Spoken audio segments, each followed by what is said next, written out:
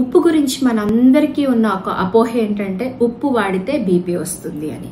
అయితే దీంట్లో ఎంత మాత్రం నిజం ఉంది? నార్మల్ మన సముద్రం నుంచి తీసుకొని వచ్చిన కళ్ళుప్పు ఇలాగా పూర్తిగా వైట్గా ఉండదు, నల్లగా ఉంటుంది. సో దీన్ని ఇంతకుముందు మన పచ్చళ్ళలో చక్కగా వాడేవాళ్ళు, అప్పుడంతా కూడా ఆరోగ్యం బాగుంది.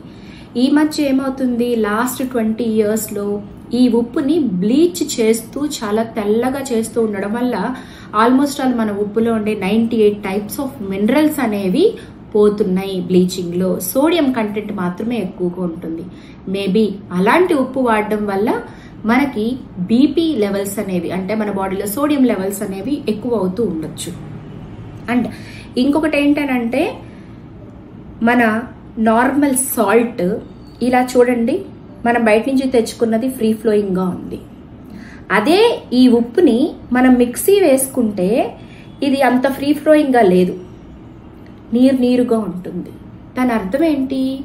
ఎన్నో రకాల కెమికల్స్ వాడడం వల్లే ఉప్పు అనేది ఇంత ఫ్రీ ఫ్లోయింగ్గా ఉంటుంది. అంటే ఉప్పు తనకున్న సహజమైన తేమ గుణాన్ని కోల్పోయేటట్లుగా చాలా కెమికల్స్ కలుపుతూ ఈ విధంగా ఫ్రీ ఫ్లో అయ్యేటట్లు చేస్తున్నారు. అందువల్ల నేను సహజంగా నా క్లయింట్స్ ఎవరికైనా, మా ఇంట్లో అయినా సరే యూజ్ చేసేది ఏంటంటే డైరెక్ట్గా సముద్రం నుంచి తెచ్చిన ఉప్పుని వాడుకోండి, ప్యాకెట్స్లో ఉండే ఉప్పు కన్నా. కానీ అలా తెచ్చిన ఉప్పుని మిక్సీ చేసుకొని మీరు ఇలా పల్చగా అయ్యేటట్లుగా చేసుకోండి.